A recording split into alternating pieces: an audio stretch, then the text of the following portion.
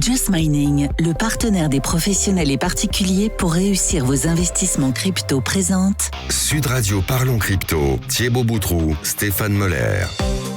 Aujourd'hui, nous parlons des entreprises qui veulent se lancer dans l'univers des NFT et du métaverse dans cette seconde partie de Parlons Crypto sur Sud Radio. Nous parlons donc des entreprises, de ces entreprises qui veulent se lancer dans l'univers des métavers avec Thibaut Boutroux, mon acolyte, mais aussi avec nos invités de la semaine. Aujourd'hui, nous recevons Velayen Somi, fondateur de NFTs, avec Jordan Tarlet, cofondateur de chez NFTs et qui est le tech de l'aventure. Donc, blockchain, Bitcoin, mining, finance décentralisée, NFT et aujourd'hui métavers, ce sont chacune de ces applications que nous allons découvrir au cours de nos émissions. Donc aujourd'hui, Velayen et Jordan de chez NFTs, une agence que l'on pourrait assimiler à une agence de consulting qui accompagne les entreprises qui souhaitent intégrer le Web 3.0. Pour nos auditeurs qui viennent de nous rejoindre tous les deux, est-ce que vous pouvez rapidement nous rappeler ce que sont les NFTs et le Web 3.0 ? Oui, bien évidemment. Alors le Web 3.0, précédemment Thibaut l'a déjà défini, mais pour le résumer, c'est l'ensemble des applications qui vont toucher de près ou de loin à la blockchain. Donc ça va être la DeFi, ça va être les NFT. Finance décentralisée. Exactement, la finance décentralisée. Ça va être les métaverses. Concernant les NFT, très simplement, le NFT, c'est un contrat d'authenticité. C'est tout. C'est un contrat d'authenticité auquel on peut lier ce qu'on veut. Une image, une vidéo, une musique. Un objet. Un objet. Et virtuellement, mais évidemment, tout ça dans un univers virtuel. Alors, on peut relier un NFT à un objet réel. Comment on fait ça ? Simplement, dans ce contrat, on va définir que cet objet virtuel est relié et authentifie cet objet réel. Donc, par extension, ça veut dire que, par exemple, si je mets une petite puce RFID dans un vêtement, en scannant cette puce RFID, je peux afficher sur un écran dans quelle usine elle a été construite, sa provenance, quel en est l'émetteur et éventuellement tous les possesseurs successifs de cet objet. Et je pense en plus, Jordan aime beaucoup les NFC.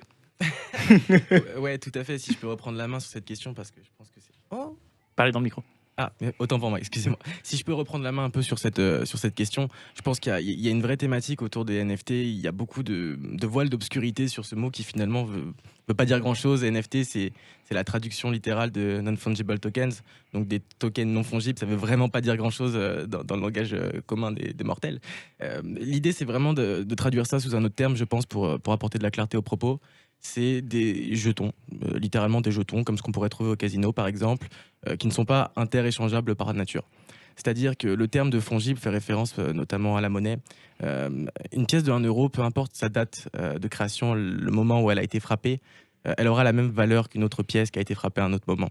Ce caractère d'inter-échangeabilité, entre guillemets, d'interopérabilité de la pièce, c'est-à-dire que peu importe qui l'a eu, qui l'a détenue, où est-ce qu'elle a été créée, elle vaut 1 euro, peu importe son état, elle vaut 1 euro.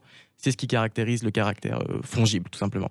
Et donc les NFT viennent vraiment en opposition à ce concept de libre-échange sans perte de valeur, pour venir caractériser quelque chose qui, par nature, se différencie. Un exemple qui est hyper illustratif de ce que sont les NFT, ce serait par exemple des cartes Pokémon.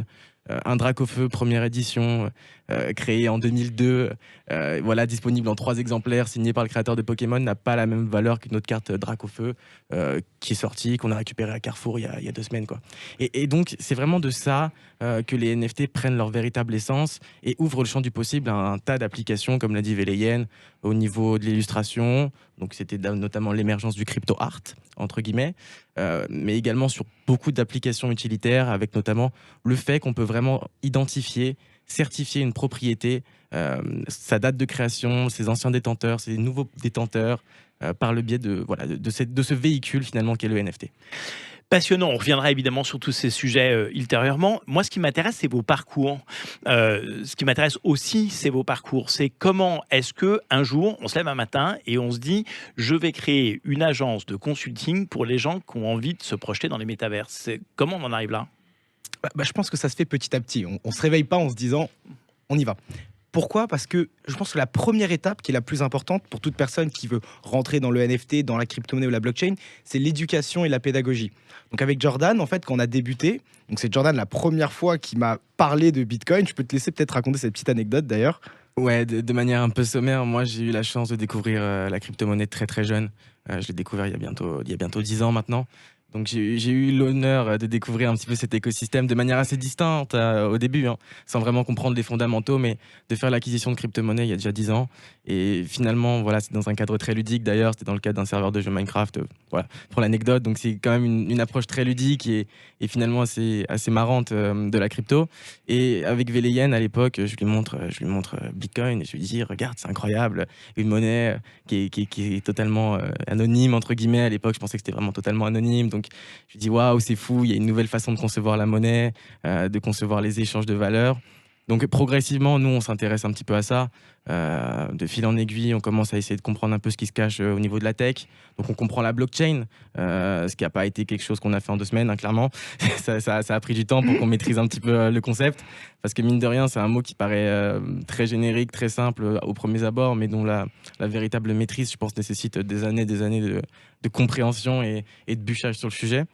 Donc, on découvre finalement, voilà, avec beaucoup de passion, la blockchain. Ça prend du temps. C'est d'abord une activité, je dirais, récréative. D'abord, regarder un petit peu, voilà, de mettre en lumière une nouvelle façon de penser, parce que c'est beaucoup de philosophie, le Web3. C'est une nouvelle façon d'appréhender beaucoup de choses, notamment la possession, la liberté financière, les choses comme ça. Donc, on l'appréhende de manière, voilà, dans un premier temps, de manière assez ludique.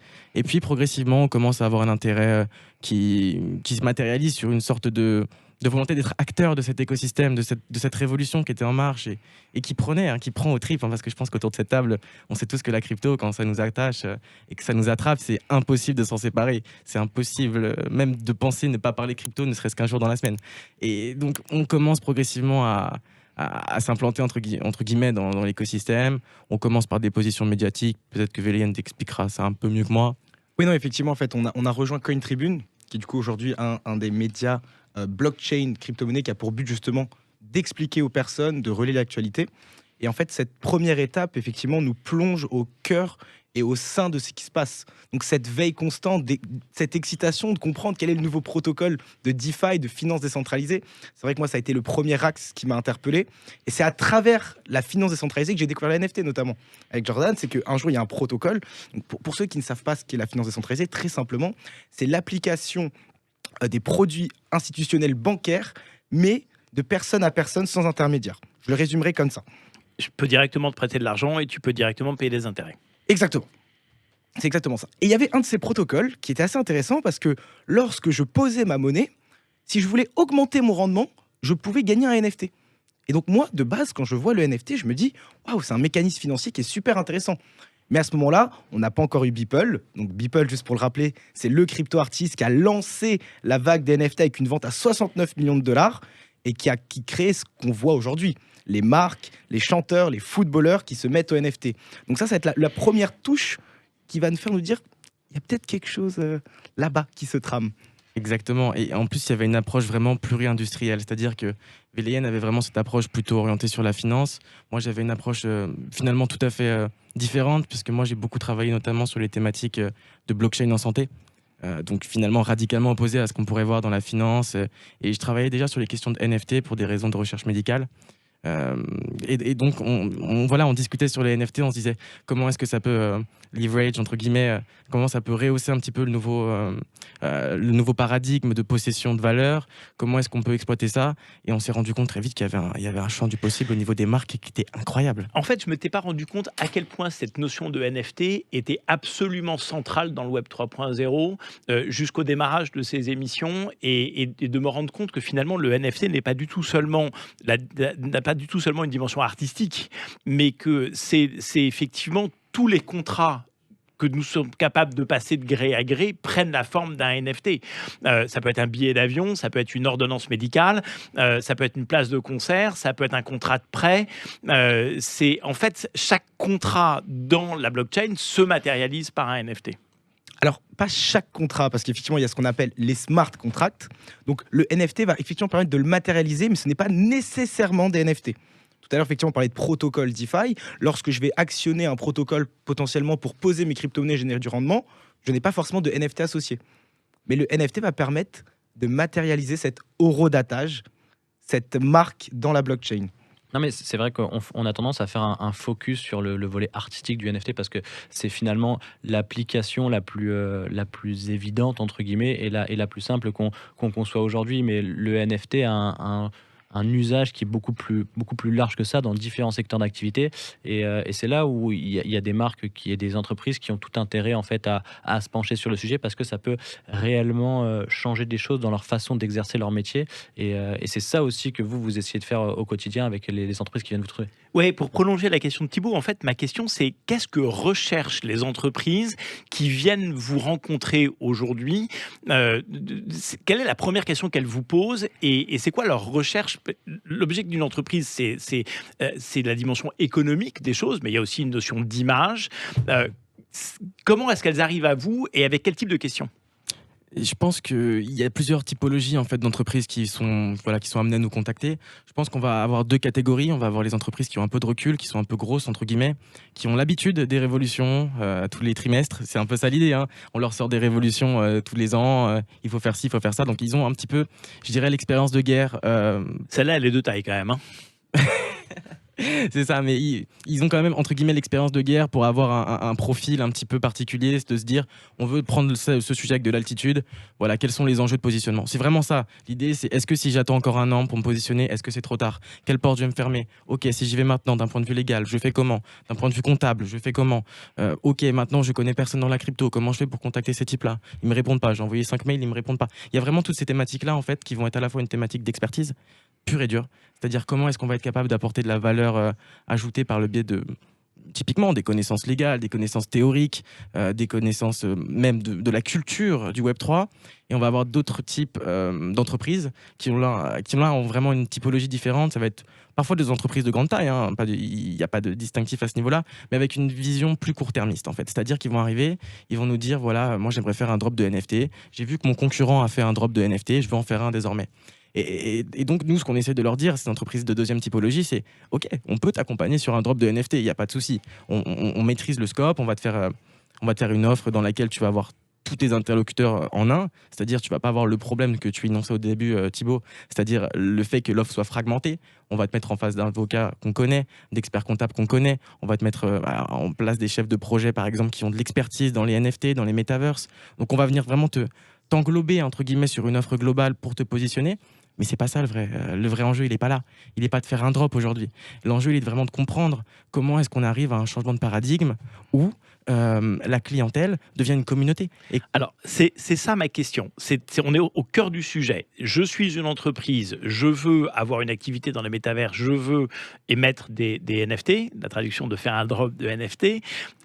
Quel bénéfice je peux espérer retirer de cette opération? Belayan? Oui, alors en fait, cette question, elle soulève plusieurs points. Parce qu'il y a un biais cognitif aujourd'hui qui associe les NFT à un mécanisme financier pour faire de l'argent, très simplement. C'est comme ça qu'on voit le NFT aujourd'hui. Mais le NFT a une vision beaucoup plus large. Donc la première étape va être de se demander pourquoi je veux faire du NFT? Pourquoi je veux rentrer dans le Web3? Est-ce que mon objectif est simplement financier? Est-ce que mon objectif est de communication? D'engager la communauté que j'ai déjà sur un nouveau layer, un nouveau type d'engagement? Parce qu'aujourd'hui, si on prend l'exemple des réseaux sociaux, je vais m'engager en cliquant, en likant, en retweetant, en repostant. Demain, si j'ai un NFT, je deviens possesseur de la marque. Et c'est déjà un autre biais et une autre relation entre un client et sa marque. Et avoir cette troisième étape de se dire, peut-être que je ne veux pas convertir la communauté que j'ai actuellement, mais je veux créer son paradigme parallèle dans le Web3. Et en fait, la grande question aujourd'hui, et ce que Jordan disait, c'est que l'approche court-termiste peut être intéressante en fonction des objectifs, mais il y a un vrai enjeu de ressources humaines, en fait. Alors, ce qui est absolument passionnant, c'est que vous parlez de communauté. Moi, quand je parle d'une entreprise, je parle de client. Oui. Et donc, aujourd'hui, ce qui est saisissant, c'est que en changeant le verbatim, moi, heureusement que je n'ai pas juste une communauté dans mon entreprise, mais que j'ai des clients, c'est que je vais trouver une façon de valoriser cette communauté. Parce que l'objectif d'une entreprise, c'est quand même à un moment de gagner de l'argent. Comment est-ce qu'on valorise cette communauté? Comment est-ce que moi, j'en ai un retour économique d'avoir développé une nouvelle communauté dans les métavers? Eh ben, c'est assez intéressant. Je pense que je peux faire le parallèle où aujourd'hui, effectivement, l'ensemble des sites web qui vont agréger de la data et des visiteurs vont placer de la pub. C'est le moyen de monétiser aujourd'hui une communauté. Aujourd'hui, avec le Web3, il va y avoir plusieurs possibilités. Parce que le Web3 ne s'arrête pas effectivement que au NFT. Il y a le métaverse et il y a aussi les crypto-monnaies qui sont intégrées dedans. Donc, si demain, je réussis à créer une communauté, l'engager sur ma roadmap, sur ma vision, sur mon projet, je sais que si cette communauté est déjà engagée, le jour où je vais sortir un projet, ce seront mes clients. En fait, c'est quoi ? C'est d'avoir des clients à qui je m'adresse en avance de phase, que j'alimente avec des projets, de sorte qu'ils soient prêts. C'est une bande-annonce, en fait. De sorte qu'ils soient prêts au moment où je sors mon film à rentrer dans la salle. Ok, je vais répondre à ça. Du coup, on a failli ne pas être synchro sur celle-là. Non, dans l'idée, en fait, il y a une idée, c'est que le Web3, c'est le web de la communauté. Historiquement, on considère qu'il y a 3 types de monnaies dans le monde. Il y a la monnaie des dieux, c'est les monnaies type les minéraux précieux. Il y a la monnaie des gouvernements, les monnaies fiduciaires. Et la crypto-monnaie, c'est ce qu'on appelle la monnaie du peuple. Vraiment, le Web 3.0, c'est vraiment cette idée de se dire que la valeur se trouve au niveau des communautés, au niveau de l'individu et pas au niveau de l'organisation. Quand on a compris ce concept fondamental qui est finalement très philosophique et très représentatif de l'ensemble des impulsions données par les différents projets, peu importe que ce soit de la finance décentralisée, que ce soit des NFT, des metaverses, on comprend qu'il y a une philosophie différente des entreprises du Web 2. Aujourd'hui, lorsqu'on parle de communauté, par exemple pour des marques, pour des entreprises qui sont déjà établies, on ne parle pas forcément de créer un culte autour de la marque. C'est pas l'idée. L'idée, c'est de créer une expérience communautaire. C'est vraiment ça qui permet en fait maintenant de créer également des nouveaux leviers d'activation dont Véliane parlait juste avant, des nouveaux phénomènes d'engagement. Une idée qui finalement paraît assez hérétique pour beaucoup d'entreprises, c'est d'avoir un Discord. Discord, pour ceux qui ne savent pas, du coup, c'est véritablement un outil de communication qui est à la base très utilisé par les communautés de gamers et qui a vraiment pris du poids dans la crypto comme outil de communication des communautés. Et aujourd'hui, il y a beaucoup d'entreprises qui commencent à utiliser Discord et à créer des Discord d'entreprises. L'idée, c'est pas vraiment de créer des sectes ou des cultes de l'image des entreprises. C'est vraiment d'avoir un hub de rencontres pour des personnes qui partagent par exemple une passion. Je sais pas, une entreprise automobile qui crée un Discord automobile sur le sujet, où des personnes de la communauté crypto peuvent venir échanger et peuvent interagir avec la marque d'une nouvelle manière. Et c'est ça qui est intéressant dans le Web3. C'est la nouvelle dimension du forum. Thibaut, une dernière question ou une recommandation avant qu'on en arrive à la conclusion ? Non, moi, la recommandation, c'est de dire un petit peu à toutes ces entreprises ou à tous ces chefs d'entreprise qui nous écoutent de s'intéresser à ce sujet-là, parce que la réalité, c'est qu'on est réellement en train d'entrer dans cette révolution. Elle va se passer, qu'on le veuille ou non, qu'on soit prêt ou non. Donc, il est nécessaire de s'y intéresser. Ça peut prendre des formes totalement différentes. Ça peut s'adapter un peu à tous les secteurs d'activité. Et c'est ça qui est hyper intéressant, en fait. C'est que selon ton objectif, selon l'angle que tu veux donner à ton entreprise et la vision, mais tu peux trouver en fait un réel champ d'application à la fois bénéfique pour toi, mais aussi bénéfique pour ta communauté et tes clients. Absolument passionnant. Merci beaucoup, merci à tous les deux. Merci Véliane Sommi et merci Jordan Tarlet de chez NFTs de nous avoir rejoints et d'avoir accepté d'être nos invités dans Parlons Crypto. Merci de votre confiance. J'espère que nous aurons l'occasion de nous retrouver ici bientôt. Merci évidemment à toi Thibaut de m'accompagner de ton éclairage sur ces sujets qui sont absolument passionnants chaque semaine. C'était Parlons Crypto sur Sud Radio. Retrouvez-nous chaque semaine à l'antenne de Sud. Ici, nous essayons de comprendre comment et pourquoi tous ces projets de crypto vont changer notre monde. En attendant, vous pouvez retrouver Parlons Crypto en podcast sur le site de Sud Radio et évidemment sur les chaînes YouTube de Sud Radio et de Parlons Crypto, chaînes auxquelles vous n'oublierez évidemment pas de vous abonner. À la semaine prochaine Thibaut. À la semaine prochaine. Sud Radio Parlons Crypto, Thibaut Boutroux, Stéphane Moller. Avec Just Mining, le partenaire des professionnels et particuliers pour réussir vos investissements crypto.